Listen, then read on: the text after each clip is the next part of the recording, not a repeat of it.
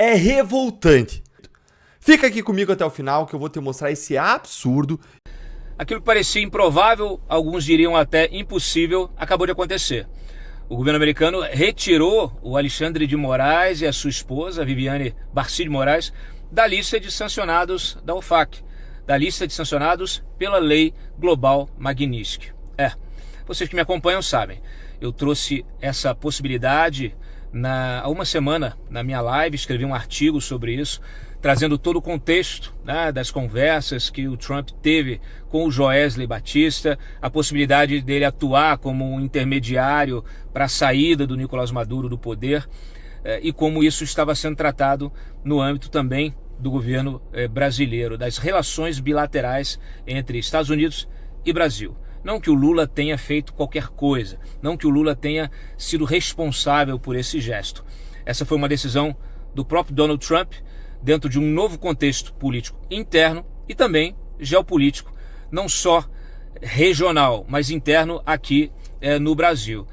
Desde o primeiro dia, quando foi anunciada a punição, a sanção ao Alexandre de Moraes, naquele contexto também de suspensão de vistos de outros ministros, etc. e tal, a gente tinha uma situação que era a seguinte: essas sanções elas devem servir a uma reação da sociedade brasileira, a uma reação que pressione o STF a encerrar os inquéritos políticos, a encerrar a perseguição política contra Jair Bolsonaro, contra toda a direita, e nada foi feito, nada aconteceu. As elites brasileiras não se mobilizaram, nos setores industriais trataram da mesma maneira. Aliás, isso veio naquele contexto também das sanções tarifárias, né, do tarifaço.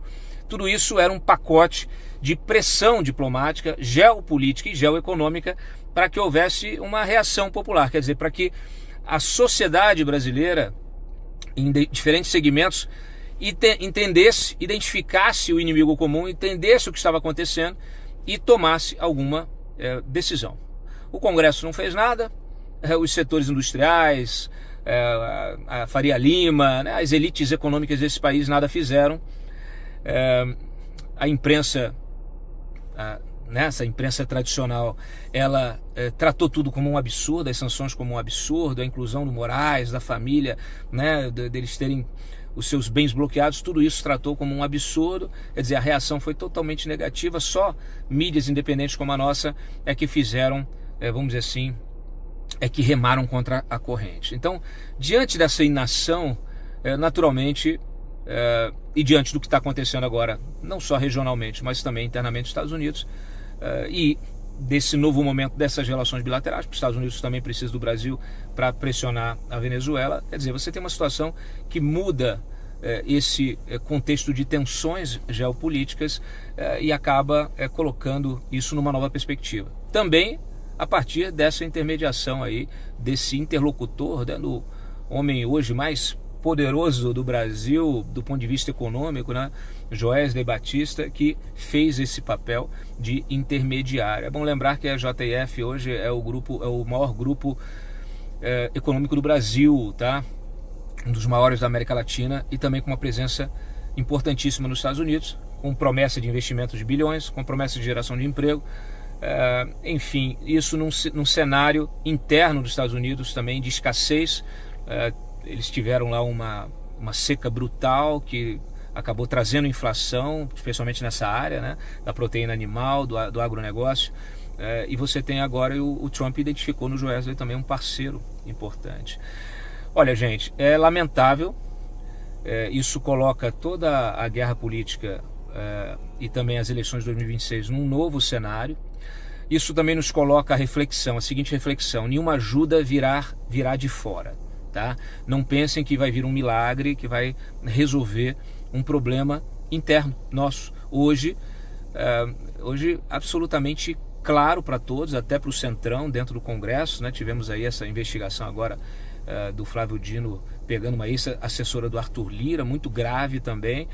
Eles vão para cima do centro, vão para cima da direita, dentro de um projeto hegemônico de esquerda. Então, e eu lamento também a falta, talvez até, de percepção da política externa americana em relação a esse desafio, ao que está posto. Mas o fato é o seguinte: O problema do Brasil precisa ser resolvido pelos brasileiros, né, com manifestações na rua, com muita gente, com o Brasil parado na rua, cobrando o fim da perseguição política, o restabelecimento da democracia, o restabelecimento, o retorno à república, tá? E o fim dessa ditadura de toga. Então, assim, é um dia triste, é lamentável, mas deve servir de lição. A gente precisa sair da adolescência política, a gente precisa amadurecer. É o que eu falo todo dia no meu programa. A gente precisa amadurecer. Tanto é que quando eu trouxe essa notícia, eu tomei muita porrada. O pessoal dizendo que isso não ia acontecer, que era muito difícil, que tinha todo um processo burocrático nos Estados Unidos, isso e aquilo, e não foi nada disso que aconteceu. Porque a indicação que eu tinha já era essa. Então, eu peço a vocês que curtam esse vídeo, compartilhem nas redes de vocês, sigam o nosso trabalho lá no canal no YouTube, Cláudio Dantas Oficial, sigam as redes sociais, fiquem informados, se informem bem, se formem para interferir no processo político. Entendam como ele funciona. Esse é o meu objetivo. A gente despertar consciências, ativar a cidadania de vocês e ter uma sociedade realmente que seja a condutora do processo político, seja o farol, né, que ilumine realmente a nossa nação. Infelizmente, hoje, esse farol está apagado. E aquela luzinha que tinha lá no fundo, né, do túnel, lá nos Estados Unidos, lá na América, ela também se apagou. Esse PL da dosimetria foi gestado no STF. E eu arriscaria mais, eu colocaria aí que foi pensado por Gilmar Mendes, Moraes e Barroso. E obviamente que casou com o Centrão, casou com o plano da terceira via para a eleição do ano que vem, fez lá essa fusão perfeita e aí a gente viu aquele videozinho terrível que vocês viram do Temer na semana passada. Mas por que eles estão desesperados para isso? Para evitar as sanções. Essas mesmas sanções que estão acontecendo agora, mais as que virão, porque Gilmar Mendes está na mira, Barroso está na mira, eram os dois que já tinham sido ditos, e agora estão na mira também, né, o Zanin e a Carmen Lúcia. Então, o que está acontecendo? Eles precisam, presta atenção nisso, o STF precisa que o Congresso dê o aval na condenação de Bolsonaro e dos presos do 8 de janeiro. Isso é muito importante, porque a direita não pode ceder 1 milímetro, tá? Isso é uma estratégia do STF. Se o Congresso fizer a tal da PL da dosimetria, né, o tal da PL da dosimetria, você vai transmitir para os Estados Unidos que o Congresso deu o aval à decisão do STF quando condenou os presos do 8 de janeiro e Jair Messias Bolsonaro. Tá? É só para isso que serve essa história de PL da dosimetria. Tá? É só para isso que serve. Aí, óbvio que o Centrão viu ali uma oportunidade da terceira via, né, para a eleição do ano que vem e abraçou com todas as forças e veio junto. Até porque tem muita gente da elite econômica, né, do mercado financeiro, Faria Lima e Companhia Limitada, ligado a essa galera do Centrão, e eles não querem sanções econômicas contra o Brasil, eles não querem as tarifas.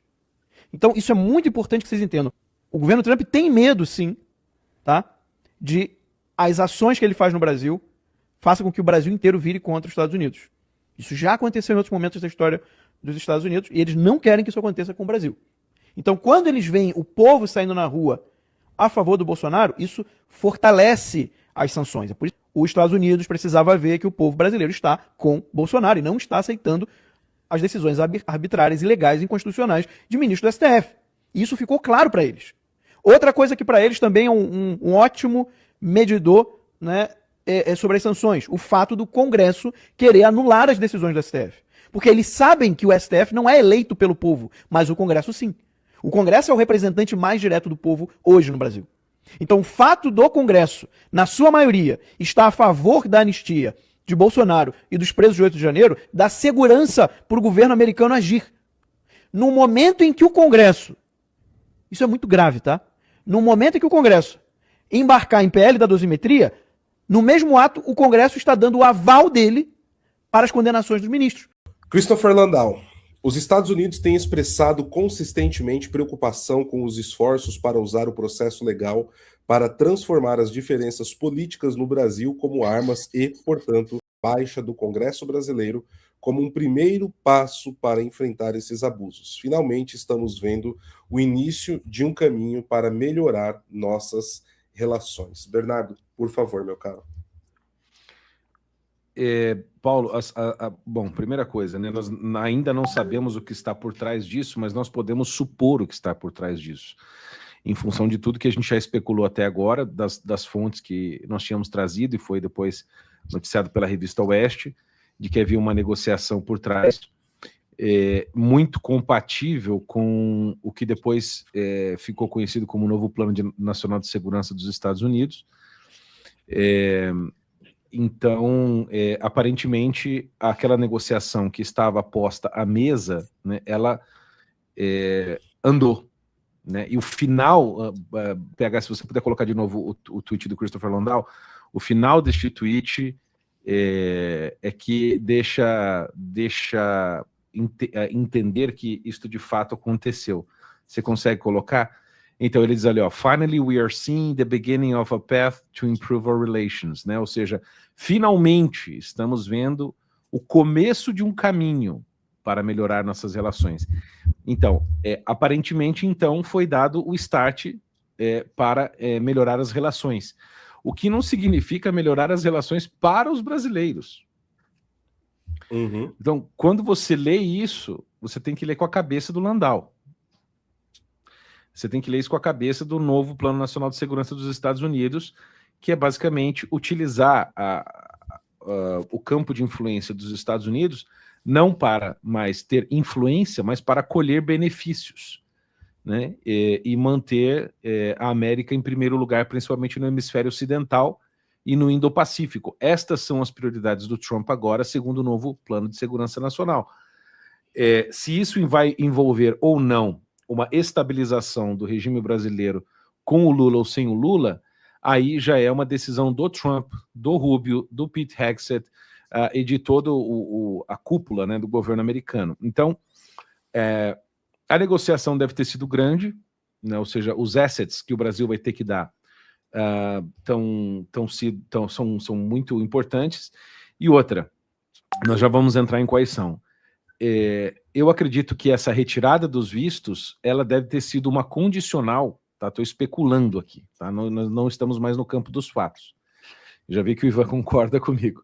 Mas deve ter sido uma condição que o Brasil impôs para aceitar o acordo.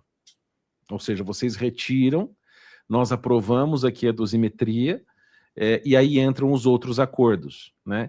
Que é, por exemplo, terras raras, o acesso a terras raras e não mais a China, deixar que a Starlink entre aqui e não mais as empresas americanas para o serviço de satélite brasileiro, afastar as relações com a China. Esses eram os termos do acordo que a gente sabia no passado, não sei se foram estes que foram acertados. O combate do governo brasileiro em parceria com o governo americano contra a PCC e Comando Vermelho, e em troca os Estados Unidos não colocariam essas organizações como FOT, né, como organizações terroristas internacionais, e eu acho que eram estes basicamente os principais termos, né? Se eu estiver esquecendo de algum, Ivan, você me ajuda, mas eu acredito que esses eram os principais termos. Eram esses. Uhum. Pode ser que entre mais. No que a gente sabia anteriormente dos termos, a questão da dosimetria, anistia, etc., não estava posta. Sim. Então, talvez ela tenha entrado num acordo, né? Não sei. Né? Agora, o que isto significa para nós, ou seja, para a população brasileira, aí já é um termo diferente. O Trump deve estar colhendo benefícios tremendos com isso, que é o que, na verdade, ele quer. Né? Ou seja, pensar que o Trump é o presidente do Brasil é um engano nosso. Nós estávamos muito esperançosos, confesso todos nós aqui, de que a manutenção da Magnitsky e talvez outras sanções e ações do governo americano pudessem ajudar a gente a segurar, mas a Magnitsky não teve efeito prático nenhum, né? Ou se teve, a gente não ficou sabendo, foi muito pouco. E o que aconteceu, na verdade, foi que os ministros recrudesceram as suas ações, né? Nós pudemos ver a anulação do Senado Federal com a ação do Gilmar Mendes, depois recuou, impedindo que o povo protocolasse pedidos de impeachment, que estava uma prerrogativa do Procurador-Geral da República, mudando a quantidade de votos, etc., ou seja, anulando o poder do Senado. E ontem nós vimos o fim do Congresso Nacional, né, com a cassação da cassação, né, da Zambelli, ou seja, da anulação da manutenção da Zambelli como deputada. E aparentemente o Congresso não fará nada contra isto. Então, realmente parece que o Moraes está com superpoderes, né?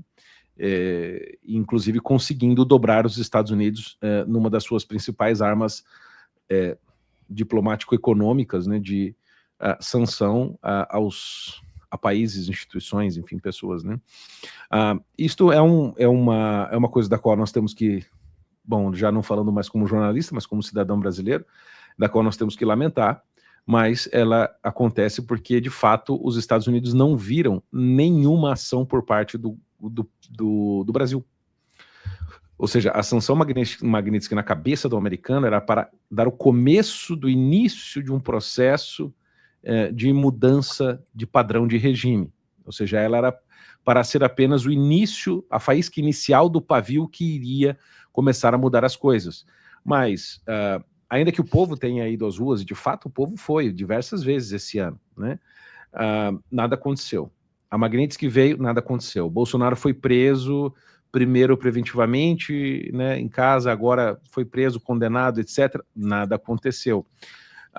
O Senado foi anulado, nada aconteceu. O Congresso foi anulado, nada aconteceu. Bom, o que eles estão falando? Bom, a única coisa que nós podemos fazer para mudar a situação no Brasil é entrar com, né, fazer o que eles estão fazendo na Venezuela. Parar com 30% da frota ali no Lago Paranoá, né, entre aspas aqui, para usar a expressão do ministro, e fazer uma operação militar. Mas isto não irá acontecer num futuro de curto, médio prazo, acredito eu, não sei se os senhores concordam comigo, mas eu não vejo isso acontecendo num futuro previsível, né? Vocês devem ter visto isso daqui, mas eu coloquei de propósito só para relembrar que isso daqui aconteceu, né? Que é o Brasil. Maior investigação da história do PCC prescreve e Marcola é absolvido. Vocês viram isso? Muita gente se questiona, né? Rapaz, velho. Os bandidos mais perigosos do Brasil, né? Talvez a facção mais perigosa do país, o PCC. Por que a justiça não, sei lá, não se debruça sobre isso, se empenha para realmente resolver esse caso de forma célere? Demorou tanto para resolver que prescreveu. Demorou tanto que prescreveu. Bicho, como é que pode? Aí, se de um lado prescreve, vocês que são de direita, que acompanham a política, vocês observam que o caso do Bolsonaro, ele tramita na velocidade da luz. A velocidade para trancafiar Bolsonaro, assim, ó, é no estalar de dedos. Aí, nos últimos dias, a gente até comentou ontem, os médicos de Bolsonaro falaram que ele precisa fazer uma nova cirurgia, e aí pediram urgência, e aí Dom Pedro III não acolheu, não, o pedido da defesa. E ele mandou a Polícia Federal fazer uma perícia médica sobre a cirurgia, que é pra ver, né? Vai que o Jair não esteja precisando, vai que seja um plano de fuga. Ali, determinou a realização de perícia médica oficial para avaliar se o ex-presidente, né, ele necessita realmente de uma cirurgia imediata. Ô, Zé, espera um pouquinho, né? Espera um pouquinho aí, pô. Aí você vê, né? Uma perícia para ver se a cirurgia precisa ser imediata. Só que essa perícia tem prazo de 15 dias. Então, assim, se for provado que ele precisa de uma cirurgia para ontem, você já gastou 15 dias. E aí? Quem vai ser responsabilizado por isso? Dom Pedro III, porém, afirmou que os exames apresentados não são atuais e que nenhum documento médico encaminhado pela defesa aponta urgência. Beleza. Que foi o que ele disse. Aí a defesa, após essa determinação, pediu para médico fazer exame de urgência por 15 dias, bicho. Vamos tentar acelerar isso daí, né? Enfim, o pedido ocorre após Dom Pedro III dizer que os documentos apresentados pelos advogados para pedir nova cirurgia eram antigos, determinar que a polícia faça a perícia médico-oficial no prazo de 15 dias para avaliar. É a polícia que vai ver se precisa ou não. Né? De preferência o Andrei, né? Que é indicado do Lula. Aí o Flávio Bolsonaro participou de uma entrevista lá no podcast dos Irmãos Dias, fala muito sobre a candidatura dele, fala de vários assuntos, e Bolsonaro ele vai abordar sobre essa questão aí da perícia e da necessidade ou não de cirurgia, né? Vamos ouvir, aí você forma aí o seu juízo de valor. Mas o presidente Bolsonaro, ele apresentou mais uma vez um pedido para ele ir para uma domiciliar humanitária, né, para ele cumprir a pena dentro de casa, por causa das comorbidades. E nesse mesmo pedido, Carol, o laudo médico de um renomado doutor Leandro Echenique do Einstein, Albert Einstein, o hospital aqui de São Paulo, indicando que já foi feito tudo possível para tentar resolver o soluço dele e nada funciona, é sempre paliativo. Ele fica um dia com soluço, passa 2 dias, volta o soluço, mais grave, menos grave. Então, é algo que ao longo dos últimos meses, ou talvez anos, foi algo que foi acontecendo reiteradamente. Então, todos os tratamentos possíveis foram tentados e não deram jeito. Aí tem uma intervenção cirúrgica que você faz, eu não sei o nome exato, mas é uma espécie de cortar a comunicação de algum nervo que, enfim, pode, no caso dele, indicado que se faça essa cirurgia para parar esse soluço e o risco de broncoaspirar. Sim. O fluxo que ele tem, que esse foi o nosso medo, né? Como fica cheio o estômago dele e ele está soluçando, pode, em algum momento, quando ele for soluçar e subir o líquido que está aqui, se for pro pulmão, é morte, né? Então, o médico, um laudo, olha, a indicação é para fazer a cirurgia. Aí, até para surpresa, cara, assim, o ser humano não tem limite para crueldade, né? A decisão que vem do Alexandre de Moraes é que ele simplesmente não acredita nesse médico. Ele está pedindo uma perícia oficial para dizer se realmente o Bolsonaro precisa de fazer a cirurgia. Quer dizer, é uma obsessão, é uma perseguição nojenta, implacável, sem fim, uma pessoa inocente, com cara do bem, né? E mais uma vez, a gente não tem a quem recorrer, porque se você recorre para quem? Recorre para ele mesmo. Recorre para uma outra turma ali, que ele faz parte, que é composta pelos inimigos do Bolsonaro. Então não tem nenhuma dúvida mais, depois dessa canetada que ele deu hoje, que o Alexandre de Moraes quer matar o Bolsonaro. Não tem outra explicação ele tomar essa maluquice de decisão como ele fez agora. Eu até não gosto de ficar falando muito sobre esse assunto, porque me tira do sério, eu fico me controlando aqui para não falar até palavra de baixo calão, porque é um negócio assim inimaginável. A que ponto chega a crueldade em um ser humano, a que ponto chega uma pessoa usar uma caneta para fazer tanto mal para uma pessoa inocente. Tá brincando com a vida do meu pai, e eu não quero de verdade que a minha família sofra o que sofreu a família do Clezão. E o Clezão foi um perseguido de 8 de janeiro, que estava preso, e os médicos várias vezes dizendo que ele precisava sair ali da cadeia para ir fazer o tratamento de saúde. O laudo do Ministério Público favorável a que ele pudesse fazer o tratamento no hospital. E o Alexandre de Moraes simplesmente não decidiu. Deve ter pensado assim, tá me enrolando, tá achando que eu sou otário, quer sair pra dar um passeio, vai ficar preso, não sei o quê, golpista. Morreu na cadeia, o Clezão. A culpa dessa morte é a omissão de Alexandre de Moraes. Aí você tira a sua conclusão, né? Será que o Flávio tá reclamando sem razão? O médico aí do Einstein, que falou que você precisa de cirurgia, não sei, deve ser um mega complô, né? Para Bolsonaro fugir. Deve ter um túnel debaixo do hospital, não sei, para ir para dentro de alguma embaixada e aí fugir de helicóptero. Só pode uma coisa dessa. Aí você vai juntando, né, essas informações com isso daqui também. Pedido de Dom Pedro III antes da votação do PL da dosimetria. Antes de ser levado de surpresa ao plenário, a dosimetria foi alvo de discussões entre o relator Paulinho da Força, Dom Pedro III e o Toffoli. Nas conversas, Dom Pedro III pediu que o texto não tivesse cara de anistia e, olha só, ao analisar pontos sensíveis, solicitou que a proposta não abrisse margem para uma eventual libertação de Bolsonaro. Olha só o que vocês estão fazendo. O Jair é meu. Mas não é pessoal, viu? Não é vingança, não. Não, é técnico. 100% técnico. Em relação à dosimetria, o Landau, número 2 do Departamento de Estado, fez um comentário na internet, né, falando o seguinte, os Estados Unidos têm expressado consistentemente preocupação com as tentativas de usar o processo legal para instrumentalizar as diferenças políticas no Brasil e, portanto, saúdam um projeto de lei aprovado pela Câmara como um primeiro passo para lidar com esses abusos. Finalmente estamos vendo o início de um caminho para melhorar nossas relações, né? Espero que seja realmente só o primeiro passo, porque a coisa no Brasil está complicada. Mas vamos lá. Começando aqui essas questões envoltas no Banco Master, gente, isso daqui é típica notícia que chama muita atenção. Não pelo teor da notícia, mas por onde foi publicado. Assim como as revelações da Malu Gaspar. Pessoal, isso aqui na verdade chama ainda mais atenção do que a Malu Gaspar. Aqui é o Instituto Chupa Lula. O Instituto Chupa Lula do Eduardo Moreira. Quem estava divulgando isso daqui no Twitter como exclusivo era o Demori, que trabalha na EBC do governo Lula. Aí você fala, mas o que está acontecendo? PCC, Dias Toffoli viajou em avião associado a Beto Louco. Ministro do Supremo usou jato operado pela Táxi Aéreo Piracicaba para evento em resort de luxo que já teve seus parentes como sócios. Aí o Fonseca tá ali, ó. Rapaz, até o esquerdoso ICL resolveu bater nos caras. Os últimos dias estão muito estranhos no Brasil. Estão muito estranhos. Você fica assim, né? O que é que passa na cabeça do ICL? Aí vem a Malu Gaspar. Contrato da mulher do Dom Pedro III com o Master previa a defesa de interesses junto ao Banco Central, Receita e Congresso. Boa. O contrato previa que o escritório da família trabalhasse na defesa do interesse da instituição junto ao Banco Central, à Receita e ao Congresso. Então, assim, não era qualquer coisa, né?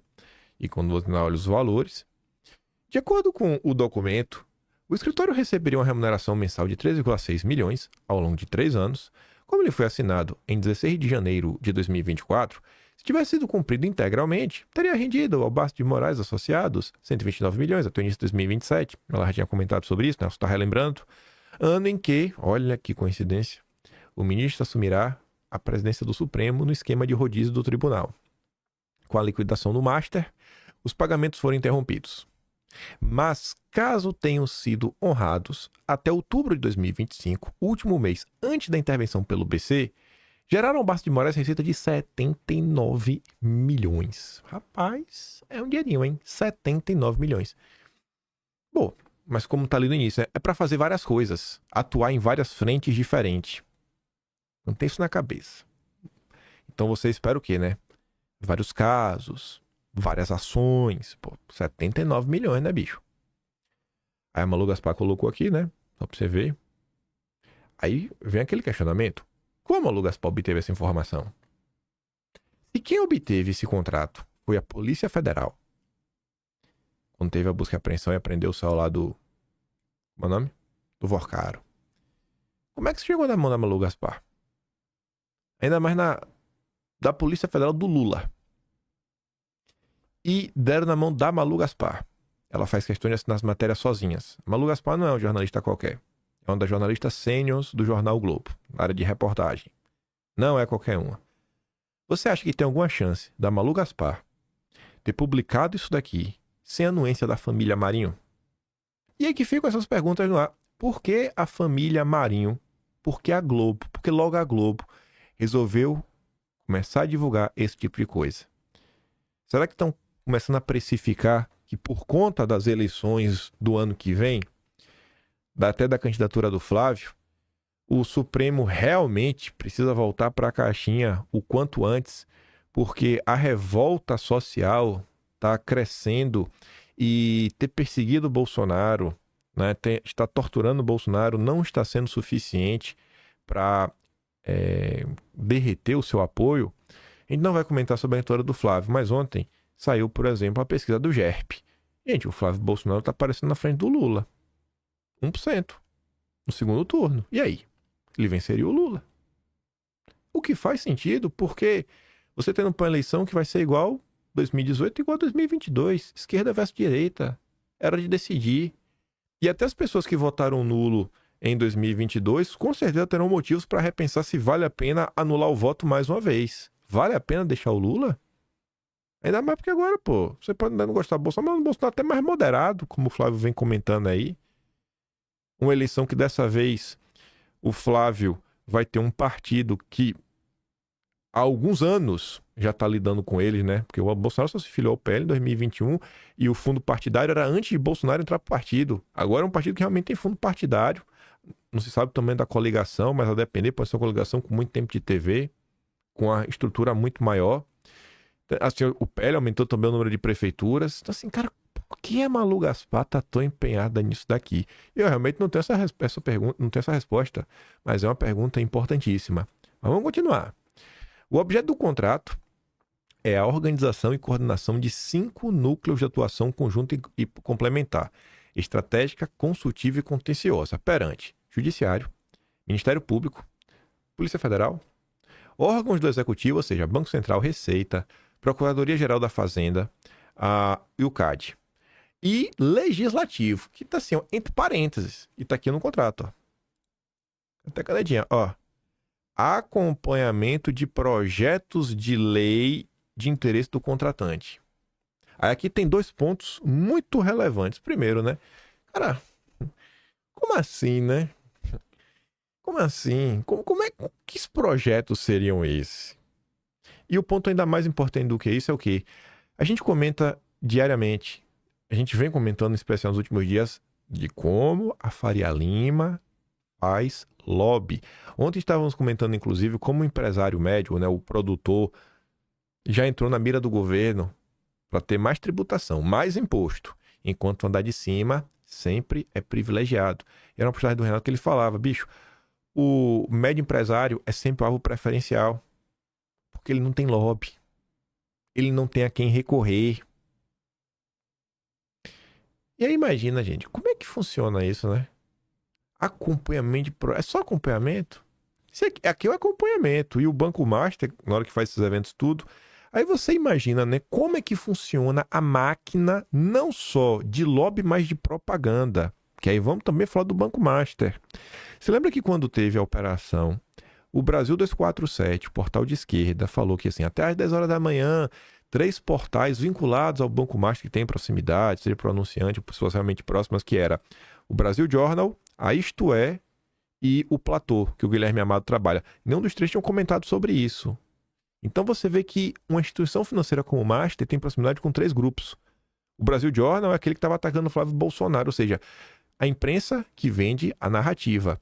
Muito antes disso, em 2023, a revista Piauí fez um levantamento mostrando que dos principais portais que falam basicamente sobre economia, investimentos, a cada 10, 8 são de propriedade de bancos, casas de investimento, gestoras e tudo mais. E aí traz também os assuntos que a gente vem discutindo nos últimos dias. Será que o que eles te vendem todo dia realmente é verdade?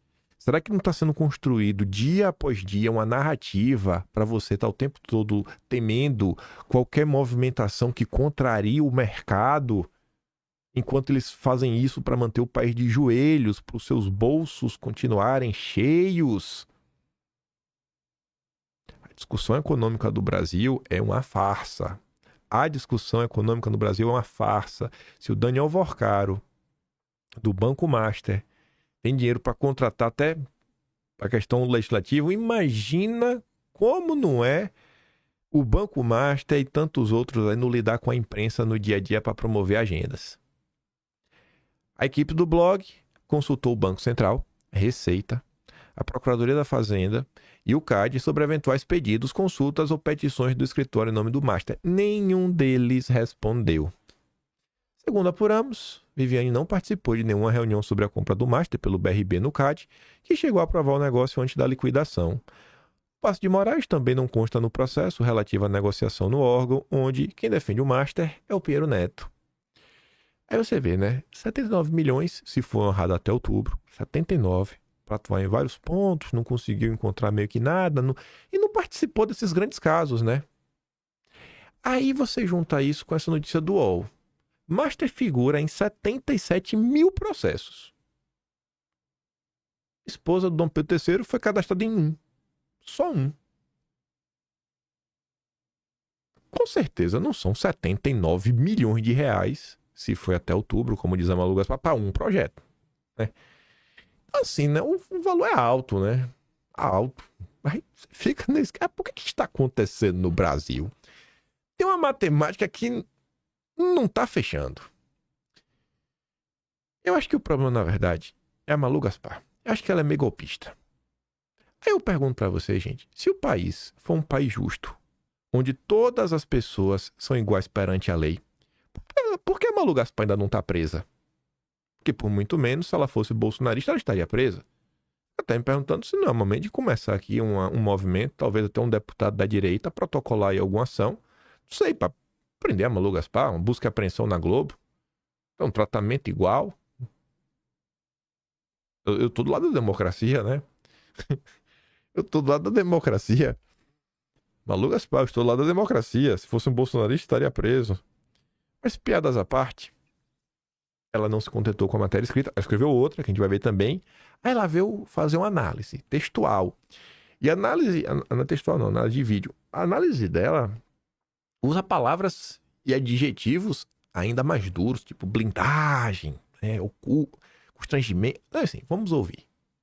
A gente falou aqui na semana passada do esforço que alguns ministros do Supremo estavam fazendo para garantir uma blindagem para o Banco Master. Tudo porque o Dias Toffoli decidiu que nada mais na investigação podia ser feito sem autorização dele e ainda decretou sigilo total sobre o processo. Na prática, a apuração parou e a razão para isso a gente sabia. Era o medo do que o caso podia revelar sobre os políticos, mas também sobre os próprios ministros do STF. E não deu outra. Duas informações bastante graves já vieram à tona. A primeira, horas antes de avocar o caso para si e ainda decretar o sigilo, o Toffoli viajou para o Peru no jato de um empresário para assistir a final da Libertadores junto com o advogado de um dos investigados que já tinha sido até preso na operação. E ainda atendeu o pedido desse advogado para deixar que o cliente visse todas as provas que fossem do interesse dele. Para o público, ficou o sigilo. O Toffoli ainda quis alegar que os dois voaram juntos, mas não se falou em Master, só se falou do Palmeiras. Não falou, é claro. Mas eu descobri que um outro ministro também tinha muitas razões para querer que o processo do Master ficasse escondido. O Alexandre de Moraes. Já se sabia que o escritório da mulher e dos filhos dele tinha um contrato com o banco. O que não se sabia ainda era o valor, 3.600.000 reais ao mês durante 3 anos, o que dá quase 130 milhões de reais no total. É um valor muito alto, muito acima dos parâmetros, até mesmo para as grandes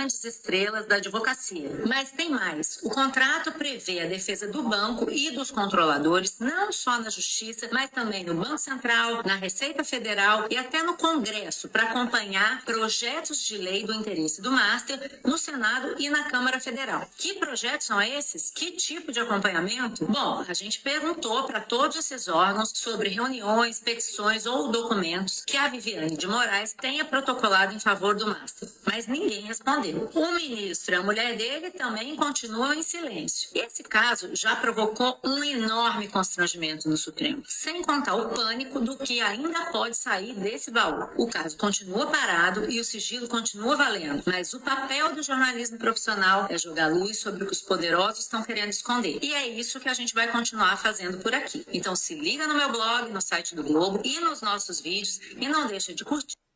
Papel do jornalismo profissional. Tá estranho, velho. Isso tá muito estranho. Aí veio a Malu Gaspar, mas sentando na mão, velho. Revelações sobre ministros afundam o Supremo na crise do Master. Quando o Toffoli, aqui ela vai destrinçar de forma muito mais profunda essa análise dela em vídeo, chamou para si o caso do Master e decretou sigilo absoluto, muita gente em Brasília dormiu aliviada. Acreditou-se que a decisão era suficiente para conter as revelações que poderiam emergir do inquérito que estava na primeira instância. De fato, ela fez parar tudo. Das oitivas, a abertura de novos inquéritos, assim como as perícias no material apreendido pela PF, no dia da prisão do dono do Master, Daniel Vorcaro, e dos outros alvos da Operação Compliance Zero. A investigação que começou com a venda fraudulenta de créditos de 12,2 bilhões do Master ao estatal BRB, ameaçava se espraiar por outros ramos dos negócios de Vorcaro e seus parceiros da política. Mas a decisão de Toffoli parecia ter levado os potenciais envolvidos a Porto Seguro. Logo se viu que a blindagem tinha furos. Só que os primeiros atingidos não foram suspeitos habituais do Congresso, e sim os próprios ministros do Supremo. A revelação de que o próprio Toffoli viajou para o Peru com o advogado de um dos investigados no jato, de um empresário amigo, para assistir a final da Libertadores, horas antes de decretar o sigilo Master sobre o processo, jogou por terra a pretensão de controlá-lo. Quem foi que trouxe essa informação mesmo com exclusividade? A Globo. Eu realmente aqui, eu me vejo na cabeça aqui agora, não fiz essa de provocação, só falou, nossa, olha a Globo. Não, eu realmente esqueci. Rapaz, agora que tá caindo a ficha pra mim agora, é a Globo que revela que Toffoli estava no jato. E é a Globo que obtém documentos da Polícia Federal, porque me diz onde é que a Malu Gaspar achou isso, né? Em relação ao escritório, tem algo errado. A matemática não tá fechando. O que é que a família Marinho tá planejando? E aí depois, Sabemos que Dom Pedro III também tinha muito a perder com o escrutínio sobre o Master. Já era público que o escritório da sua mulher e de seus filhos, o Bastos de Moraes, tinha um contrato com o banco. O que não se conhecia era o valor, 3,6 milhões por mês, né, os 129,6 ao todo. O objeto da contratação é amplo, prevê desde a defesa do banco, seus controladores na justiça, até o acompanhamento de projetos de lei de interesse do Master no Senado e na Câmara. Que projetos são esses e que tipo de acompanhamento, né? Pergunta Malu Gaspar. Isso ainda é mistério, já que nem Dom Pedro nem sua mulher se manifestaram até agora.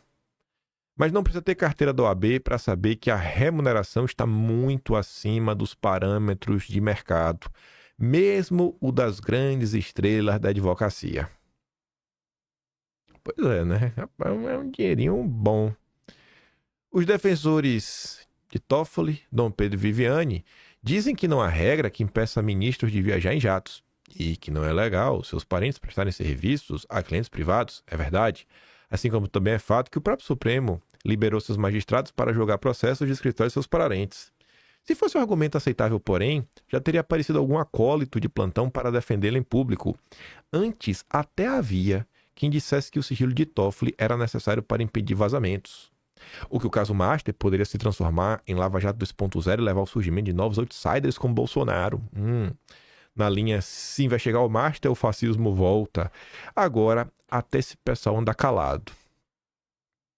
No Supremo, o constrangimento, pelo que já se sabe, só não é maior que o pavor do que ainda está por vir à tona. Quem conhece bem as entranhas do Master reconhece que o abalo pode ser gigante. A nova esperança de Toffoli, Dom Pedro III e companhia, é que o Procurador-Geral da República, o Paulo Gonet, mantenha o processo com o Supremo, endosse o sigilo e ajude a dificultar o andamento da investigação. Eu achei que bobagem falar isso, né? A nova esperança. Rapaz, para mim é a nova certeza, né? Eu acho que o Paulo Gonet é um democrata. Eu acho que o Paulo Gonet está do lado da democracia contra o fascismo. E ele entende a importância disso tudo. Não é expectativa descabida, dado que Dom Pedro III foi um dos principais padrinhos da indicação de Gonet ao cargo, com Gilmar Mendes ambos formam uma trinca azeitada. Gonet é um democrata. Mesmo que o caso venha a ser abafado pela PGR, porém, o estrago já está feito. Os requintes de promiscuidade com o Master são um coroamento de uma degradação que vem de longe. E resulta da simbiose entre a onipotência alienada dos ministros e a conveniência de amplos setores da sociedade. Tipo a Globo, Malu Gaspar. Tipo a desgraça que é a Globo, né? A personificação do Satanás que é a Globo, né? Se o Satanás tem uma família, essa família todo mundo sabe qual é o nome, viu? Pode ter certeza. Pode ter certeza. Esses aí, mas assim, ó, tem uma certeza na vida. Eu tenho duas. Uma que eu vou morrer. A outra é que eu não vou pro mesmo lugar que a turma da Globo. O lugar que vocês vão é quente. Mas vocês vão arder. Ave Maria. Aí agora vem com esse papinho, né? Conveniência. Conveniência. Não, conveniência não. Conivência, né? Realmente foi conivente. Cara, olha o que fizeram com o Brasil para tirar Bolsonaro do poder. Porque tudo isso daqui só tá acontecendo exatamente para tirar Bolsonaro, a grande ameaça. O demanda do Dom Pedro III e seu modus operandi faz com que muita gente prefira não dizer em público o que fala todo dia em Brasília, na Faria Lima ou na Central do Brasil. O que essa turma fala? O Supremo desmoralizou a si próprio a se afundar na geleia moral dos centros da vida. Ué, estão virando bolsonaristas, é? Tá parecendo que estão virando bolsonaristas. Agora é curioso, né? O modus operandi... Que modus operandi é o quê? É prender quem fala isso? E por que tu fala, Malu Gaspar? Não é porque você tem compromisso com a verdade, é que você tem blindagem, né? Família Marinho permitiu. Resta saber a troco do quê? A escolha que os ministros têm diante de si agora não é entre matar ou não inquérito do Master, e sim entre aceitar que não são intocáveis e devem satisfações ao público. Eles são intocáveis. Eles são intocáveis e eles não devem satisfação. Ou se preparar para um futuro descrito de forma bastante crua nesta semana pelo Alessandro Vieira na CPI do crime organizado. Este é um país que já teve presidente preso, já teve ministro preso, senador preso, deputado preso, prefeito, vereador, mas ainda não teve ministros de tribunais superiores. E me parece que esse momento se avizinha. Pode parecer exagero, mas talvez seja melhor não pagar para ver. Eu não sei, acho muito difícil. Porque a sociedade é esse daqui, ó. Pedro Menezes se classifica como um liberal, até da Bahia, é baiana ele, inclusive. Nova República, a melhor república. Olha lá, ó. O Monte Richmore, que tá lá, os pais fundadores dos Estados Unidos. Olha os pais da república. Lula, Ulisses Guimarães, FHC, Dom Pedro III. Aí o Faustão de Moraes fala ali, né? Nem os eventos patrocinados pelo Banco Master ousaram ir tão longe. É que às vezes a gente vai lendo assim as coisas que faz lógica, né? A gente pensa, não, o povo tá acordando. Engano teu. Engano teu. Tu passar 2 dias lendo o que os petistas comentam, tu perde a esperança no mundo. Aí o Verdivaldo colocou aqui o advogado, um dos advogados do caso do Master, né? Que tava no avião com o Toffoli. E o Verdivaldo fala assim, ó. Veja este advogado petista ameaçando esse jovem advogado com processo criminal por criticar suas ações. É preciso levar isso a sério, visto que Augusto de Arruda Botelho viaja em jatos particulares com o ministro do Supremo para assistir futebol. Estão inebriados com poder e riqueza. É? Descobriu agora, foi, Verdivaldo. Aí tá ali, o Glauber fica, aí vem o Vitor Saraiva. Admiro você ter coragem de tuitar por agora, só pra sentir o carinho da torcida. Aí ele diz, Vitor, querido, você trabalha em algum escritório de advocacia? Me conta. Vixe. Aí o Fernando fala, que maluco, cuzão, tentando intimidar o cara, mais que FDP. Aí o Augusto diz, Nando, não pode chamar os outros de cuzão FDP, isso ultrapassa o limite da liberdade de expressão e configura um crime. Bom fim de semana pra você. Pronto. Já vai processar o cara. Aí o Verdivaldo também... Ah, não. Antes de falar do Verdivaldo, né? Tô falando de liberdade de expressão. Folha de São Paulo publicou liberdade de imprensa dá salto sobre Lula. Vocês concordam com isso? Porque eu não concordo, não. Aí eu coloquei isso aqui antes do Verdivaldo, por quê? Porque ele, na mesma Folha de São Paulo, veio falar, né? Os abusos do Supremo são agora óbvios. Mas quem pode pará-los? Bom, não vai ser a imprensa, né? A imprensa conivente? Não vai ser, né, Verdivaldo? Revelações de ligações extremamente pessoais entre o Tribunal e o Banco Master são chocantes, mas muitos ministros operam sem limites. Quase sempre os poderes autoritários temporariamente confiscados em nome de uma emergência se tornam permanentes. Aí vamos ver, né? O que é que a Folha deixou o Verdivaldo publicar?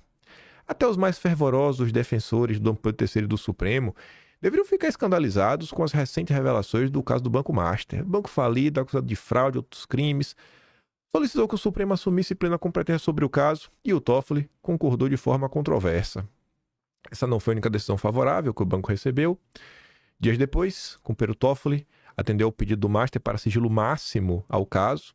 Este jornal afirmou não há justificativa compreensível para a manobra. Esse é o contexto que tornou as revelações da semana passada tão chocantes, poucos dias antes de conceder ao banco grande presente. O companheiro Toffoli voou ao Peru em um jato particular com o advogado Augusto Arruda Botelho, que atuou no governo Lula após a nomeação do então ministro da Justiça, Flávio Dino, e agora representa um ex-diretor do banco para assistir à final da Libertadores. Embora o ministro alegue que ele e Botelho não discutiram o caso, né?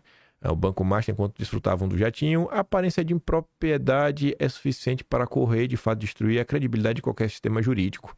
As ligações extremamente pessoais entre o Supremo e o Master continuam a ser reveladas. Aí ele fala aí do contrato. Não é preciso muita explicação para demonstrar porque esses fatos são chocantes, escandalosos e profundamente alarmantes. Se os ministros do Supremo estivessem submetidos aos limites éticos mais básicos, ou se tivessem alguma preocupação com a percepção pública de sua legitimidade, este comportamento jamais teria sido sequer cogitado. Mas é que reside o problema. O que, Glenn? Fala. Muitos ministros operam sem limites de qualquer tipo. Sem limite ético, legal, constitucional, político. São deuses, né? Eles desfrutam de viagens frequentes à Europa, financiadas pelas empresas cujos casos julgarão.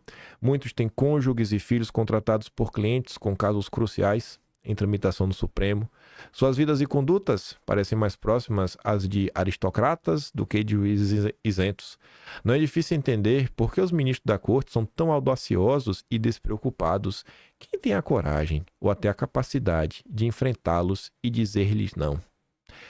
Os excessos e abusos extremos da corte não se limitam aos casos jurídicos que lhes são submetidos.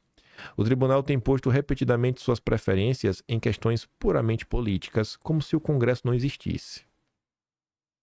Né? E aí?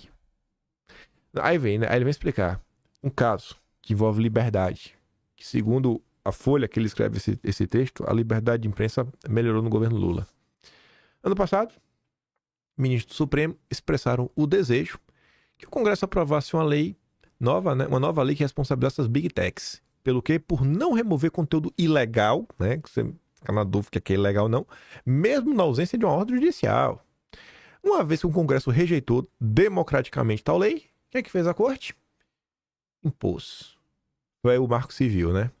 Declarou o artigo 19 do Marco Civil inconstitucional, numa interpretação que nunca havia sido sugerida por qualquer pessoa desde que ela foi aprovada 11 anos atrás. Aí, depois veio o Gilmar, ele encontrou, né, uma linguagem oculta na Constituição que invalidou 75 anos de processo que regiu o impeachment de ministro do Supremo. Desde 2019, o Supremo confiscou uma montanha de poderes extraordinários em nome da emergência das fake news, em seguida do movimento Bolsonaro.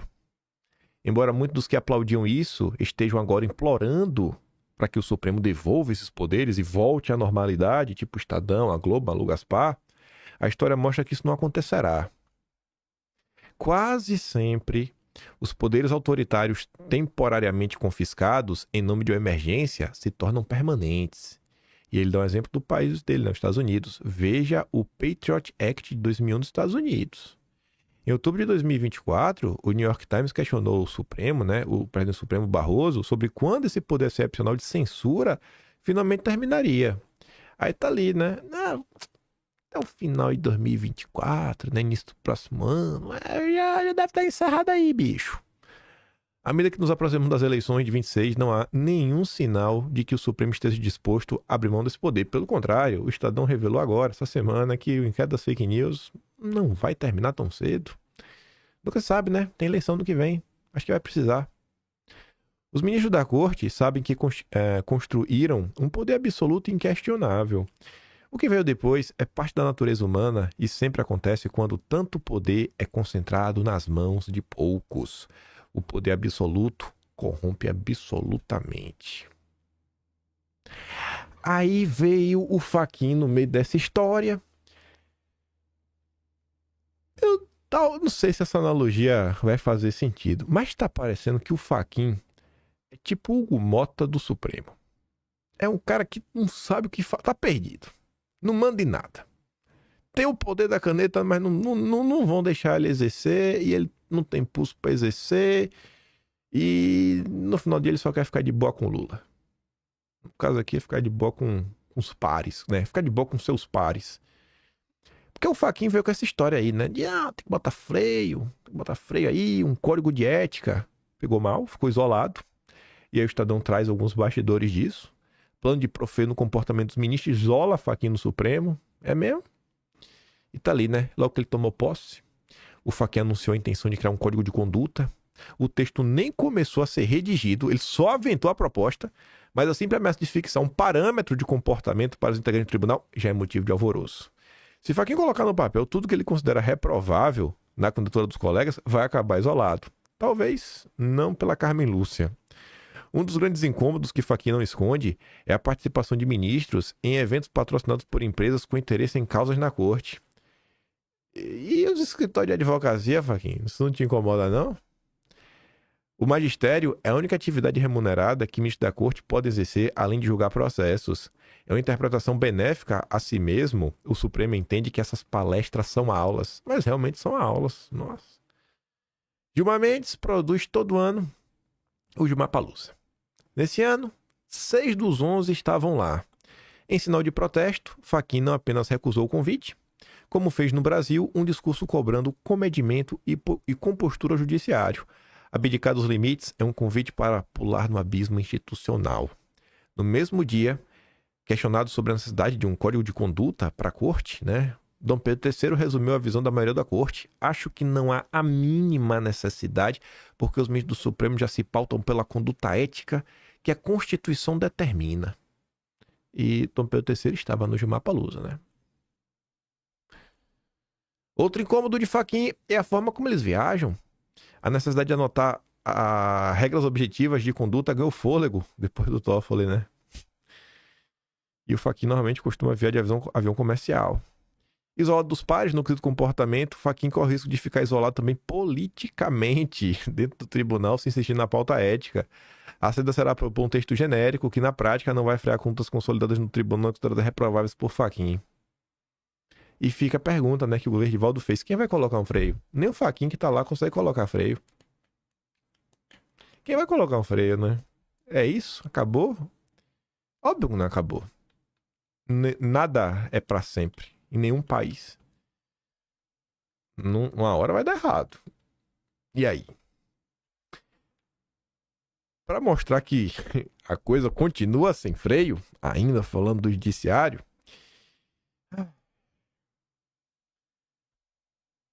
teve aí as votações, né, sobre cassação ou não, suspensão ou não de deputados. E aí o Fachin da Câmara, né, o Hugo Mota, já está sendo visto aí como uma decepção. Eu vou deixar o Caio Junqueira aqui falar. Depois a gente volta só para ver 3 parágrafos, que é o resumo do que ele está comentando aqui. Mas escute só.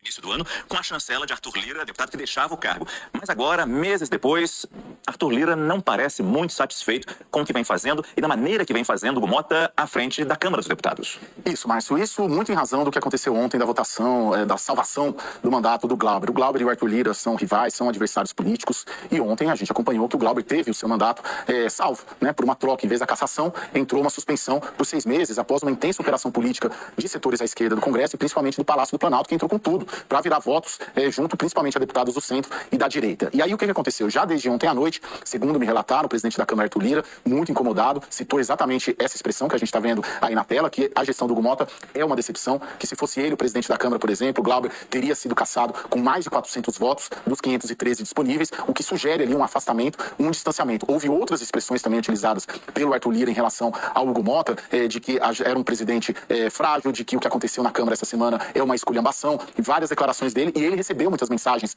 à esquerda e à direita, das bancadas à esquerda e à direita da Câmara dos Deputados, fazendo críticas também à gestão do Hugo Mota. E por que isso tudo é relevante? Porque o Hugo Mota só está onde está por uma decisão política, uma manobra política até, se a gente for analisar, do próprio ex-presidente da Câmara, Arthur Lira, que escolheu, ungiu o Hugo Mota, de quem tem uma proximidade política muito forte, como o seu sucessor na Câmara dos Deputados. No que vai desenvolver essa relação dos dois, a gente ainda precisa ver. O Arthur Lira tende a ser candidato ao Senado, os últimos presidentes da Câmara foram presidentes da Câmara fortes, que tiveram uma postura de primeiro-ministro, Eduardo Cunha, Rodrigo Maia e o próprio Arthur Lira, que se reelegeram nos cargos, os 2 últimos pelo menos, e aí o Hugo Mota, com toda essa gestão e toda essa esculhambação, para ficar numa das expressões, ou essa decepção em relação ao seu padrinho político, fica ali uma interrogação se ele conseguiria ser reeleito na próxima legislatura presidente da Câmara. Hoje, no cenário de hoje, isso é muito difícil, e esse, eu não vou dizer um rompimento do Arthur Lira com o Hugo Mota, mas como a gente está vendo aí, uma decepção do Arthur Lira com o Hugo Mota, é um fator que joga muito contra o Hugo Mota e sintetiza esse sentimento todo da Câmara, a esquerda e a direita contra o Hugo Mota. Pois é. Capaz do Lira ser elegido deputado federal para voltar para ser o presidente da Câmara de novo. Mas vou voltar aqui só nesses pontos que o Caio Junqueira levanta, né? O Lira teria dito que se fosse ele, o Glauber Braga tinha sido cassado. Ele também mostrou incômodo, né, de usar a polícia para retirar a imprensa. Ter pautado o PL da dosimetria sem acordo. A leitura aqui, Hugo Mota não tem liderança, é uma decepção. Aí, vê como são as coisas, né? Após tumulto, Gonê vai avaliar medidas contra Hugo Mota. Fez de tudo para agradar o PT, não caçar o Glauber Braga e agora tá com a PGR no pé. Porque os petistas fizeram isso. Olha, ó. Parlamentares da base do governo protocolaram a representação criminal na PGR contra Hugo Mota. O Paulo Gonê agora avaliará possíveis medidas sobre o caso, que é exatamente o caso aí da violência. A representação cita lesão corporal, violência política de gênero, abuso de autoridade relacionados à expulsão do Glauber Braga da cadeira do Hugo Mota, né? Segundo a denúncia, a ação truculenta da polícia teria ocorrido por ordem direta do Hugo Mota, o que ele nega. Durante a confusão, jornalistas foram agredidos e expulsos do plenário e a transmissão da TV foi suspensa. Paulo Gonê, pra cima dele. Pra cima dele, para o Hugo Mota entender o que é ser bolsonarista nesse país. Aí, vamos lá. Isso aqui foi um dos principais casos do dia de ontem. O dia começou assim. Ministro do Supremo dizem que decisão da Câmara sobre Carla Zambelli, né? Como inaceitável. E avaliam reação. Estão avaliando. Vamos começar a avaliar. Início do dia. Estavam lá avaliando. E aí, a gente vai fazer alguma coisa? Não vai? Aí o dia foi passando. Aí veio o Valdo Cruz. O Supremo pode revogar a decisão do caso Zambelli, viu? Já estão avaliando para revogar. Aí temos que ouvir aqui o Valdo Cruz, porque a gente vai voltar depois no argumento dele, para ver se é verdade ou não o que ele está falando. O que pode acontecer? Segundo esses ministros que eu conversei, tecnicamente o Supremo pode revogar essa decisão da Câmara, mas pode ser... Tecnicamente pode. Quem que disse isso, Valdo? E não seria importante falar, tecnicamente pode, com base nisso, ou na lei tal, o artigo tal, explicar aí, Valdo. Por que pode, Valdo? Ele só deu a carteirada. Os ministros que pode. Técnica. 100% técnica. Encontrado alguma outra saída, como foi o caso do Donadon, em que foi o ministro Luiz Roberto Barroso. Tomou a decisão, aí o Congresso analisou de novo e cassou o mandato dele. Então, hoje, tecnicamente, segundo esses ministros, a decisão da Câmara pode ser revogada. O Lindbergh Farias, líder do PT, vai entrar ainda hoje com um mandado de segurança pedindo exatamente isso, para que o Supremo mande à Câmara cumprir a decisão judicial. Agora, tem ministro achando que a melhor forma seria uma negociação, para evitar um novo confronto entre STF e Câmara dos Deputados. É pensar, né? Vamos talvez negociar. Não tem negociação nenhuma, amigo. Nenhuma. Dom Pedro III decreta a perda imediata do mandato de Zambelli. Pronto. Já foi. E aí? Em parceria, a Valdo Cruz. E aí a pergunta da Malu Gaspar e do Verdivaldo, né? Vai ter algum freio? Ou a ala conivente? Câmara entra em terreno perigoso. O Estadão fez editorial para defender a ação. O Supremo tá certo. Começa lá, só separei aqui 4 parágrafos. A cassação da Zambelli com venço biliar não era objeto de deliberação política, era uma imposição constitucional. O artigo 55 está escrito em português cristalino. Perderá o mandato parlamentar que sofreu condenação criminal e sentença transitada em julgado. Esse artigo, eu acho que tem alguns parágrafos, hein, Estadão? Tem alguns parágrafos extras. Portanto, não há espaço para criatividade hermenêutica ou casuísmos. A perda de mandato é uma hipótese de um ato discricionário das casas do Congresso, mas um comando a ser obedecido. Será mesmo? Ao rebelar-se, a Câmara não só pisoteou a lei maior, como indevidamente arvorou-se a instância revisora do Supremo. A Câmara que está avançando, viu? É a Câmara, a Câmara está interferindo na harmonia dos... É a Câmara, viu, que está interferindo na harmonia dos poderes. Diante dessa... Aí você vê, ó, como o Estadão é vagabundo. Diante dessa flagrante inconstitucionalidade, ele reforça, né? Carteirada. Não tardou para que o Supremo interviesse para restabelecer a ordem. Obrigado. No mesmo dia, Dom Pedro III anulou a decisão da Câmara e determinou que o presidente da casa, Hugo Mota, dê posse ao suplêncio de Zambelli em até 48 horas. O ministro destacou na cidade de Congresso, né, cabe apenas declarar perda do mandato. Boa. O que se viu mais uma vez foi a supremacia do espírito de corpo, não corporativismo. Ok. Aí vem, ó. Para piorar, a tibieza da Câmara ainda causou olha isso aqui, grave prejuízo, grave, gente, grave, nossa, ao Estado de São Paulo, que sem a substituição de Zambelli por suplente, que efetivamente possa representar os eleitores paulistas, restará ainda mais subrepresentado no Legislativo. Gente, olha só, eu até entenderia se o Estadão falasse, olha, por tibieza, a Câmara causou um prejuízo. Causou um prejuízo. Você está com um deputado a menos. Mas um grave prejuízo? Vocês acham que isso aqui descreve a realidade? No universo de 513 deputados, São Paulo é o estado com o maior número de deputados. Aí você perdeu um. por causa de um deputado. Você tem um grave prejuízo. Então, tu entende como é que essa turma lida com as emoções, com as palavras, para enfiar no leitor, né, a impressão que, meu Deus, obrigado por salvar o Brasil do fascismo bolsonarista? A Câmara foi institucionalmente irresponsável ao desafiar abertamente a decisão judicial definitiva e reinterpretar a Constituição. Será que a Câmara reinterpretou? Temos respostas. A guarida dada a uma criminosa condenada revela o quão baixo a Câmara está disposta em sua disputa por poder com o Supremo. É a Câmara que joga baixo, né?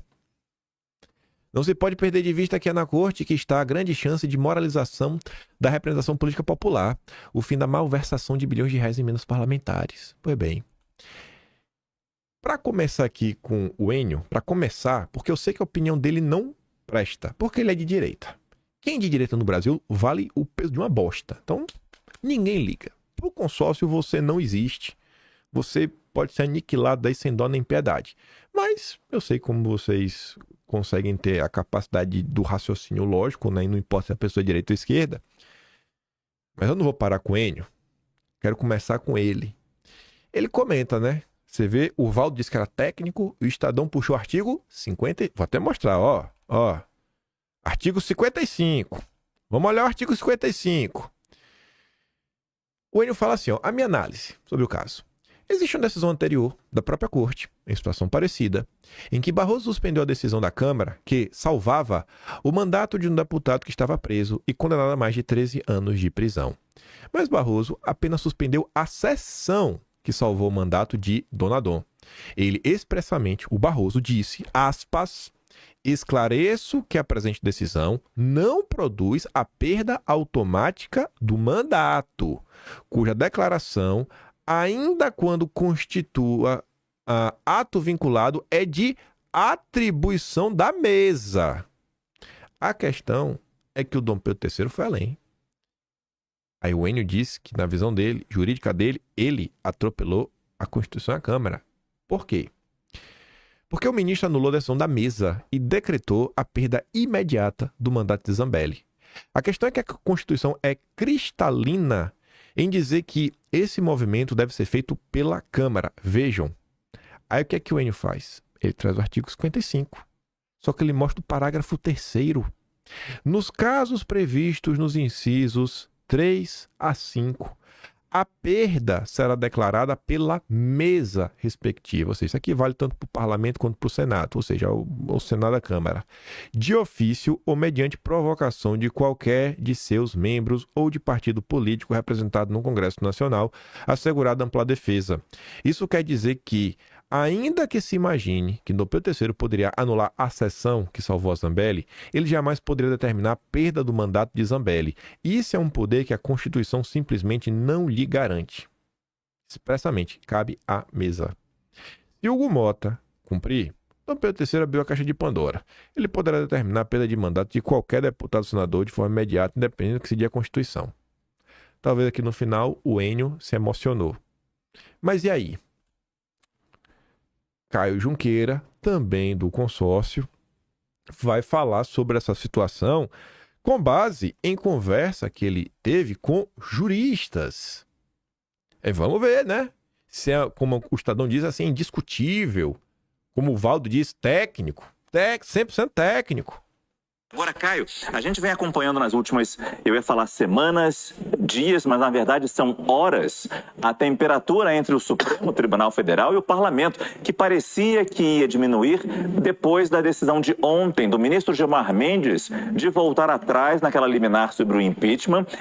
E agora, horas depois, nós voltamos a subir essa mesma temperatura com a decisão do ministro Alexandre de Moraes. Boa noite, Caio. Boa noite, Márcio. Jussara, boa noite a todos. Márcio, se a gente acompanhar os episódios dessa semana, você cita o de quarta-feira, né, do recuo do ministro Gilmar Mendes na questão de processos de impeachment contra ministros do Supremo, sim, e na véspera teve a aprovação do PL da dosimetria também com o aceite, com o aval daquele texto por parte de ministros do Supremo Tribunal Federal. Então a gente gente caminhava para um final de ano, ontem até no Prime você me perguntou, a gente concordou que caminhava para um final de semana mais tranquilo, mas que aí até o próximo problema, e o próximo problema acabou de aparecer no dia seguinte. Então, terça-feira, quarta-feira, acordões entre legislativo e judiciário, mas já aí na noite dessa quinta-feira retoma e amplia esse tensionamento, principalmente porque o ministro Alexandre de Moraes determina que em 48 horas ela perca, sim, o mandato. Eu conversei, Márcio, logo que saiu a decisão também, com quatro juristas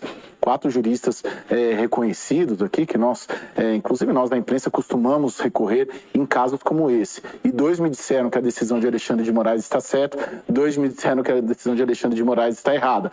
Sob outra ótica, dois me disseram que a decisão da Câmara de cassar o mandato da Zambelli está certa e dois que está errado. Por quê? Porque especificamente no caso da Carla Zambelli, que se trata do artigo 55, inciso 6 da Constituição Federal, que diz que perdas ou suspensão de direitos políticos perde automaticamente o mandato, tem um parágrafo 2º ali, que fala, no caso desse inciso 6, precisa ter uma decisão por maioria absoluta da Câmara ou do Senado Federal.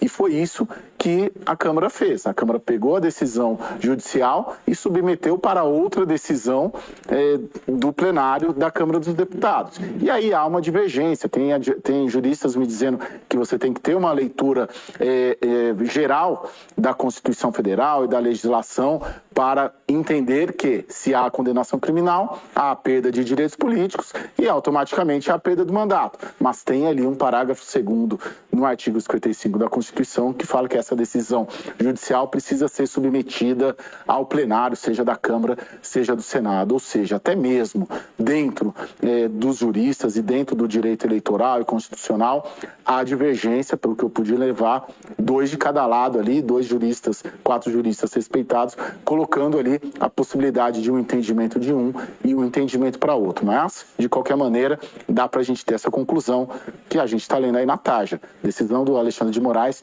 amplia essa crise entre o Supremo e Câmara, depois de uma terça-feira e de uma quarta-feira de acordões entre o Congresso Nacional e o Supremo Tribunal Federal.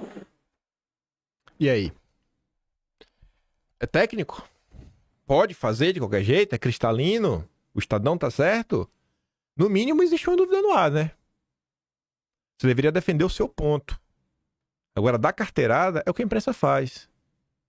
Isso é a conivência que o Verdival estava reclamando, que a Malu Gaspar estava reclamando, né? Os coleguinhas de vocês. Vamos falar rapidinho sobre uma situação. Vou ver na direita. Vocês devem estar acompanhando aí, né? Cooper Silvio Navarro. Foi demitido? Foi desligado ou se demitiu do Oeste? Eu ia falar sobre... Vamos voltar dando ferida, né? Mas enfim. Silvio postava lá no Twitter, né? Recebi a notícia hoje que fui desligado. Então Silvio disse que, irmão, eu não pedi pra sair não, viu? Fui desligado, me demitiram. Teve mais de 5 anos da Oeste, deixa amigos por lá, desejo sorte para a empresa, nova fase. Amanhã estarei 8 horas ao vivo na Ouro Verde, né? E aí o Carlos diz, né? Rapaz, coincidência é só mais uma, né? Bom trabalho sempre. Curiosamente, eu vou passar aqui o meu feeling, né, das coisas. Lá no canal secundário, eu faço live 5 vezes por semana. Tento fazer, pelo menos, com o pessoal. Eu gosto muito de ler o chat. No chat o pessoal bota todas as suas queixas, né? E já tinha um bom tempo que o pessoal vinha se queixando de algumas coisinhas, né, da turminha da Revista Oeste. E muita gente destacava que Silvio era o mais bolsonarista da galera.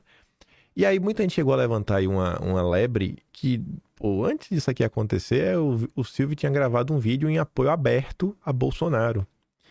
Mas eu vou trazer informações já. Primeiro, veja só esse daqui. Após a demissão do Silvio, no programa das meninas do Partido Novo, posso chamar assim, né? Não tem problema, né? No programa das meninas do Partido Novo, elas falaram o seguinte, né? O palhaço postou falando: parece que a revista Oeste sentiu, vocês mentem, Oeste. Silvio Navarro não deixou a revista, vocês o demitiram, assumam. Olha o que ela disse. Revista Oeste informa que o jornalista Silvio Navarro deixou a empresa por razões internas relacionadas ao ciclo natural de qualquer organização. Mudanças fazem parte do desenvolvimento de equipes e projetos e seguem sempre critérios profissionais. Agradecemos ao Silvio pela dedicação ao longo de sua trajetória na Oeste e desejamos muita sorte em seus próximos passos. Gente, Revista Oeste informa. Eu gosto disso, sabe? Dos próximos passos. Não deseja porcaria nenhuma, rapaz. Quem que deseja algo bom pra alguém nesse país? O povo quer, é dedo no olho. Eu não consigo ser protocolar assim, não. É muita falinha protocolar de teleprompter, velho. Eu não nasci pra isso, não. Obrigado, Deus, por realmente ser independente, viu? Meu patrão sou eu, meu editor sou eu, meu redator sou eu, é tudo eu. Meu jornalista sou eu, meu comentarista sou eu. Se der errado, eu vou reclamar comigo mesmo. Aí o Pitoli largou o doce. Depois que o Silvio saiu, né? Acho que o Pitoli falou, pô, não vou falar isso com um cara aqui pra, sei lá, né? Não é tão elegante. Aí chutou logo o pau da barraca. Vamos ouvir o Pitoli. Eu tomei uma decisão e fui abraçado pela direção da Alviverde. É a seguinte, diante do ocorrido com o Silvio Navarro, a forma como se deu a dispensa do Silvio Navarro da Revista Oeste, eu não posso mais andar com o Oeste, tá? Então, nós tínhamos aqui um contrato, tanto é que logo no início do programa da Oeste, você ouvia lá, né? Rádios que retransmitem o Oeste Sem Filtro, rádio não sei o que lá e tal, Alviverde, Bauru, 97.5. A partir de hoje, eu não vou transmitir mais o Oeste Sem Filtro, ok? Vitório, você está sendo muito radical. Olha, deixa eu te contar uma coisa, você vai me entender. Eu não fiz isso aqui na frente do Silvio para não constrangê-lo, mas eu posso fazer agora. E eu já venho notando há algum tempo que surge um descolamento ideológico da Alviverde, do meu posicionamento, em relação ao que propõe a Revista Oeste. Não tenho nenhum problema em dizer. Só que a atitude tomada em relação ao Silvio Navarro ontem, e eu posso dizer aqui porque Silvio disse aqui hoje, ele foi informado por uma mensagem de WhatsApp, ontem às 7h05 da manhã, que havia sido dispensado da Revista Oeste. Às 7h05 da manhã. Dispensado um profissional do quilate, do valor do Silvio Navarro, dispensado por uma mensagem de WhatsApp. Outra questão que foi tornada pública foi a nota, lida e emitida pela Oeste, lida pelos apresentadores, dizendo que Silvio deixou a programação, deixou a empresa. Não, vocês deixaram o Silvio. Vocês demitiram o Silvio. Eu não tenho nada a ver com isso, hein? Não tenho nada a ver com isso. Mas a verdade precisa prevalecer. É a verdade que me persegue e eu persigo a verdade. Então, não foi o Silvio que deixou. Vocês deixaram o Silvio. E diante disso, eu detesto injustiça. E o que foi promovido para com o Silvio foi uma injustiça. E sendo assim, eu seria hipócrita em manter na Alviverde a parceria com a Oeste. Então, rompi. Acabou. Eu recebi a informação agora do responsável pelo departamento aqui da emissora, que já está tudo ok, e hoje eu não transmito mais Oeste Sem Filtro. Eu não posso. Eu não me sinto bem em... Ô, Silvio, vem aqui, Silvio, você é um amigo, vou te dar um abraço. Por gentileza, Silvio. Oeste, vamos continuar com o programa? Não posso. Não posso. Pra você, assim, só um tiquinho, assim, meio chato, né? Eu acho que eu já falei do verdadeiro dono da Revista Oeste mais de uma vez, o Jairo Leal. E eu falei lá atrás, Jairo Leal, vá tomar naquele lugar. Eu falo de novo, vá tomar de novo. Sabe?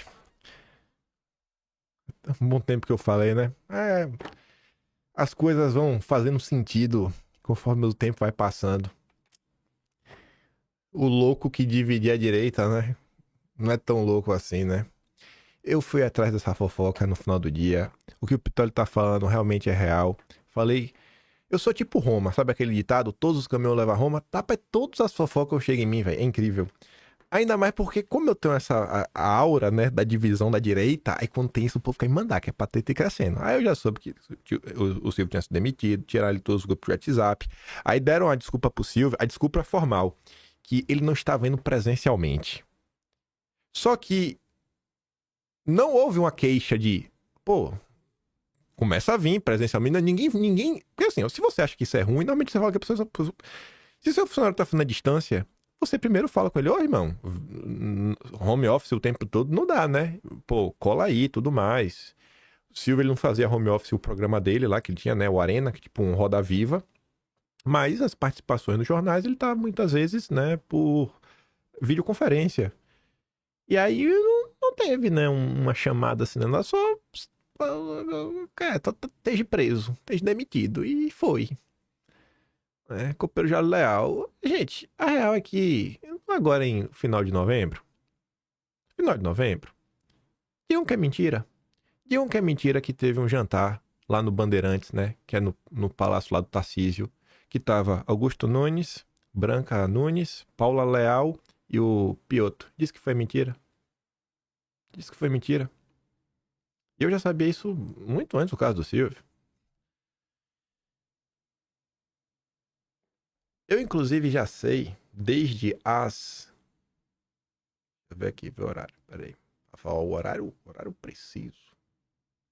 Desde as exatas 6h30 da noite de ontem, era 7h30 da manhã hoje aqui, desde as 6h30 de ontem eu já sei até pra onde o Silvio tá de casa nova. Onde que o Silvio vai trabalhar? Pergunte a ele, mas já tá de casa nova já. Saberão em breve. Já mandei logo os parabéns no Twitter, pra povo ficar logo nervoso, todo mundo ficar nervoso. Mas tá aí, velho. Essa é a direita, sabe? É a união da direita. Pra mim, tudo papo mole, velho. Papo furado, sabe? Conversa mole. Semana passada eu tava lá, com todo respeito, Alexandre Garcia, querendo falar Bolsonaro, indicação do Flávio é monarquia, aqui, isso, aquilo, outro. Eu falei, nossa, velho. Chato, sabe? Papo chato, papo chato. O povo tem um ranço do bolsonarismo. E aí a turma tá lá, né? Mostrando, assim, movimentos estranhos que vem acontecendo já há algum tempo. Tem uma programa deles, né? Levando Chico Graziano, um antibolsonarista doente, pra falar do livro dele sobre FHC. É umas coisas assim que na minha cabeça não entra. Você pode tentar me convencer, mas na minha cabeça não vai entrar. Eu quero é que o povo realmente entenda o que tá acontecendo e que todo mundo, pô, bote assim pratos limpos. Ó, eu defendo isso, eu defendo aquilo outro, e a população escolhe o caminho que ela quer seguir. No final do dia, você vê que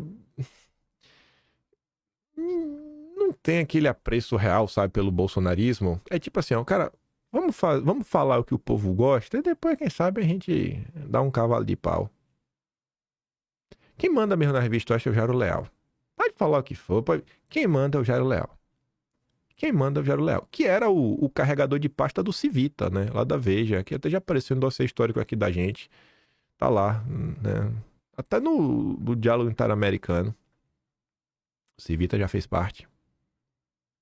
Dá um bisu aí, pergunta aí que era o Civita da Veja. Tudo é a história do Jairo Leal, aí você vai saber um pouco aí. Pode chorar e pode reclamar. Pode vir o de sempre aí me acusar de mim uma coisa. Acusa aí, irmão. Tô nem aí. Meu chefe sou eu. Meu chefe sou eu. Fazer o quê, né? Agora que eu falo... Na verdade é que eu falei... Nesse final aqui, eu tive que falar um monte de coisa que eu não pude provar, né? Mas vocês vão ver se o Silvio já não tá de casa nova. Vocês vão... Mas vamos ver se não tá. Deixa passar. Não sei se vai ser uma semana, duas, e até quando der né, o rosto assim, eu estou aqui, ou o Silvio vai anunciar. Mas bora ver se eu tava errado ou não. Eu fico por aqui. Se gosta do meu trabalhinho, quiser dar um pouco mais, passar no meu canal, tem um Antônio Valeu, tem um Patreon na descrição e tem um Atlas Brasileiro, empaim.com/br. Não deu pra falar nada do Flávio, eu já esperava isso. A gente se vê amanhã. Andem pela sombra. Aquele grande beijo, abraço. Tamo junto, gente. Valeu, meus amigos. Fui!